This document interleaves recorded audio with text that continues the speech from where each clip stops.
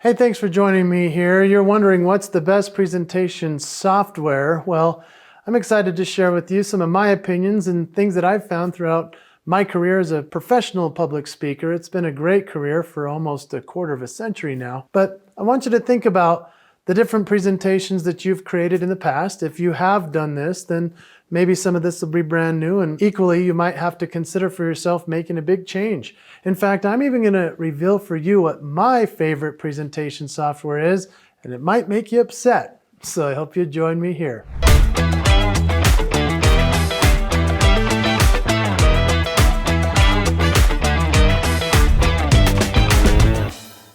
Before I reveal what performance software I personally like, that which I use my presentations on, I want you to think about, as a leader and as a speaker, how important it is to choose this wisely. The reason is because this is something you're going to be living with most likely for a long time. When you take the time to create a presentation, you don't want to just throw something together and never use it again. You want to make it beautiful, make it interesting, collaborative, interesting to the audience, of course. And when you decide what it is that you're going to use from now on, you want to continually upgrade it, make it even better. And that means investing some time and probably some resources. And so I'm excited to share with you some of the ways I've done this and some that will help you make your presentations that much more awesome. So let's first highlight the importance of identifying specific needs. For example, what do you need the software in the presentation to do? Do you need it to move people? Do you need to make them emotional? Do you need to have graphs and charts and things that everybody can learn from? Maybe it's just supportive images for the stories you're telling. All of these things need to come into play with the software and the presentation style you choose. Now you also need to consider your audience demographics as well as where and when you're presenting. So if you're mostly doing presentations live on a stage, that could be different than if you're doing it on a Zoom or a Google Meets. And so what are the different softwares you use in that case? If you're speaking on stage live, you need to consider for yourself if you're going to be taking your own laptop with you and plugging in, or do you bring a USB drive that you give the AV team before you present? Maybe they ask you for your slides weeks and months in advance. I don't like that personally. I usually just say, hey, you know what? I'm creating the slides right as I'm getting ready to go on stage, so I need my laptop with me because I'm doing a customized piece for you. Then they give me more leniency. But there are some groups that say, we need it far in advance, and so do you have a delivery system for that? You also need to consider if you have access to a projector at the event, or if the client wants you to use their laptop. All these things can be negotiated and worked out, but you want to have a conversation with the client prior so that you can at least have the presentation that you've prepared. You also need to consider, can the AV team use what you have? I've found some serious problems in some cases where they are using an archaic system and they can't even use my up-to-date latest and greatest. In fact, there have been challenges with some of the computers I've purchased, and I've had to learn that you can't buy the latest computer and use that as your presentation computer, because sometimes plugging in an HDMI, it gets all jumbled up and it's not up to date quite yet. And so find your computer, your software, your programming that all works for you and then also works with the AV team. Talk to them prior. Make sure that they know what you're going to be bringing and make sure that they understand your expectations. I want to talk to you about going beyond PowerPoint.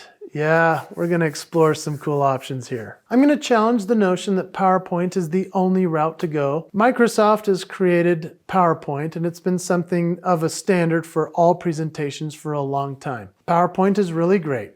It's done a lot of good things for a lot of people, but I personally don't like it. I've used it, and I sometimes have to convert mine to PowerPoint, but it's quite clunky. There's some issues with it. And I know this is going to begin some arguments, so let the arguments begin. They created Keynote because PowerPoint was so limited in their ability to make things look beautiful and be user-friendly. So I want you to understand that I am absolutely a Mac guy. I would recommend absolutely to invest in Mac and Keynote in order to put together your beautiful presentation. Now that may sound crazy if you're like Android and Google and Microsoft person, and I'm okay with that. But I want you to know that Keynote was created in order to make it an easier, user-friendly experience. as well as to make it more interesting and beautiful. The motion graphics are better. The images are more spectacular. There's just something about Keynote that they have done, and they've invested so much time and money in making it superior to Microsoft's PowerPoint. Now, that doesn't mean that that's going to work at every event. That's what I was setting you up for in the earlier part of this video. A lot of AV teams still use the oldest version of PowerPoint. That makes it difficult if you show up with your nice Mac Keynote version. So what I have to do often is convert it from Keynote to PowerPoint and give them a USB. It's a shame because then my beautiful slides look a little bit less spectacular, but it converts over pretty well. You just need to click through every single slide to make sure it didn't miss any of your graphic motion. I'd also like to tell you about other options where you can create slides, and PowerPoint is obviously the most popular. Keynote is, in my opinion, the best, but then there's also Prezi. If you've heard of Prezi, it's awesome. It's got all these cool movements and you can zoom in and zoom out. But also Canva is a great place to create your slides and make them look great. You can insert these into PowerPoint or Keynote in your choosing. Let's talk about embracing visual storytelling. When you tell a story, it's nice to just speak the words and have great body language and vocal variety, all the things you need as a speaker, but what about the slides? What about your presentation? You can really enhance your stories by having the right images behind you. Supportive images that add to the story. Maybe it creates more of a character or something more of an environment.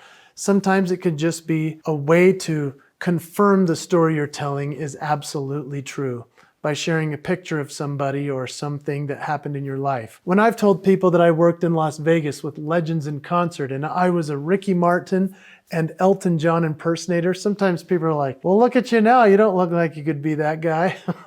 It's fun to be able to say, and here's some images of that. And then it pops up and they go, oh, it confirms for them a story they may have questioned for just a moment until I showed them a confirmation image. That's a good usage of a slide. There are other interactive engagements that you could choose from in terms of your presentations. For example, have you heard of Mentimeter? Mentimeter is a really cool interactive tool that you can use with your audience. You have to prep it quite a bit to be able to have the answers to questions or polls and quizzes that you want to have on there.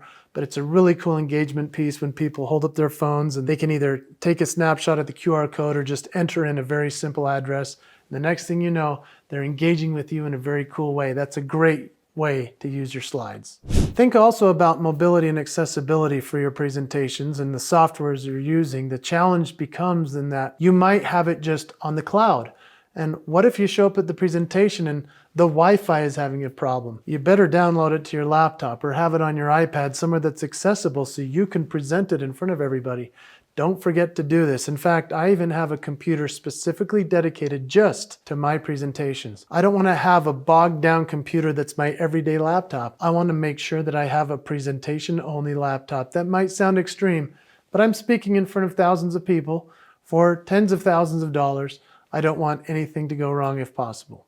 When you decide what type of software for your presentation, you also want to integrate into that customization and branding. It's a beautiful thing when you're able to, spend a lot of money and come up with a beautiful brand image, as well as your website and funneling people to social media or your books you've written or courses you've created, coaching you're doing. And so you want to integrate that also into your PowerPoint and your Keynote slides. Here's the thing that I've found about that idea is that I've spent tens of thousands of dollars on making my slides look beautiful. Unfortunately, you can have your price as a speaker go down because of the way your slides look. And so if they don't match what the event planners paid you, they might look at your slides and be like, I don't know if they've ever gotten this fee. What the heck? They pulled one over on me. Yeah, so they have to match up with your brand and your look. Let's talk about collaboration and teamwork. When it comes to the way you present, now let's go instead of just being on stage to being in your office or on Zoom or Google Meets, for example. I run a lot of meetings because I'm the president of a company called Cardio Miracle. Cardio Miracle is a wonderful formula and supplement that you can help your heart with, and it's a great product for nutrition and for health. And we have a team that's amazing, and they're all over the world. We have a lot of Google Meets and we have a lot of Zoom meetings. What we found though is that we need to practice those before we present something to the team. So if we have everybody together, and it's a lot of people that work for Cardio Miracle, sometimes we'll ask somebody to say, hey, can you present something for us? Show us a video or show some slides. Here's the thing I want you to consider for yourself, because this has happened in my world, even as I'm a professional presenter. Here's what's happened. I didn't prep the team that we needed to practice first, even before the call. I just figured, oh, they know what they're doing. They can make it all work. No, you want to set it up at every single presentation to make sure that they know how to access, how to share their screen, how to have audio, how to share their video, how to share their slides. Take just 10, 20 minutes before a really important presentation and a meeting with a lot of people to do this, to make sure that that person on the other end is comfortable sharing and that you're comfortable and you know how to do it. One time I didn't do this and I was being paid a lot of money, 5 figures, to speak on a Zoom call. I was speaking and the next thing I had to do was share my slides, and they had not granted me access to it, and I had forgotten to practice. Oh man, that was so embarrassing. I had to hold up my other laptop and show the slides. It was so sloppy. It's because they didn't grant me access to be able to share my screen. Those types of small things matter. If you're a professional, you'll do them. The final piece we're going to talk about is continuous improvement. I want you to continually work towards making it so that your presentations are awesome. That means practice, test it out, get on that stage, plug in early, don't show up on time ever. Always be early. Make sure that you're somebody that's a professional in all that you do.